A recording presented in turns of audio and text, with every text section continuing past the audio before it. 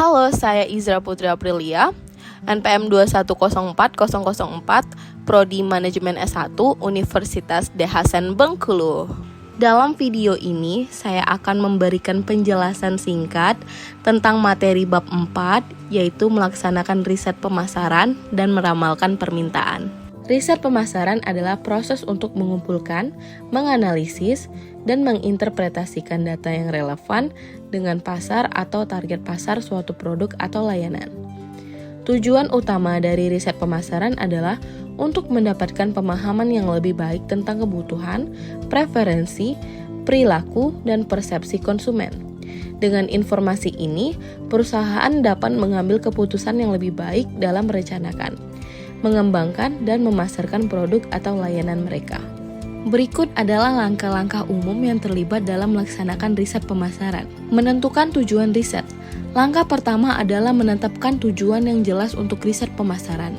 Tujuan ini dapat berupa pemahaman yang lebih baik tentang target pasar, evaluasi produk yang ada, identifikasi peluang pasar baru, atau pengukuran efektivitas kampanye pemasaran.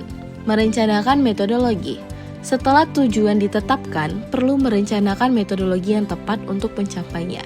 Ini melibatkan pemilihan metode pengumpulan data seperti survei, wawancara, observasi, atau analisis data sekunder. Metodologi juga harus mempertimbangkan populasi target, ukuran sampel yang representatif, dan teknik analisis data yang akan digunakan. Pengumpulan data. Tahap ini melibatkan mengumpulkan data yang relevan untuk riset pemasaran. Metode pengumpulan data yang dipilih dalam tahap sebelumnya akan digunakan untuk mengumpulkan informasi dari responden atau sumber data yang relevan. Data ini dapat berupa pendapat konsumen, perilaku pembelian, demografi, preferensi produk, atau data pasar lainnya. Analisis data. Setelah data terkumpul, langkah selanjutnya adalah menganalisisnya. Ini melibatkan penerapan metode statistik dan teknik analisis data untuk mengidentifikasi pola, tren, atau hubungan yang relevan. Analisis data dapat melibatkan penggunaan perangkat lunak statistik atau alat analisis lainnya untuk menginterpretasikan data secara efektif. Kemudian, interpretasi dan pengambilan keputusan. Setelah data dianalisis, hasilnya harus diinterpretasikan dengan cermat. Interpretasi ini akan membantu dalam memahami implikasi temuan riset dan membuat keputusan yang tepat. Keputusan dapat berkaitan dengan pengembangan produk, penetapan harga, saluran distribusi, atau strategi pemasaran lainnya. Selanjutnya ada pelaporan dan presentasi.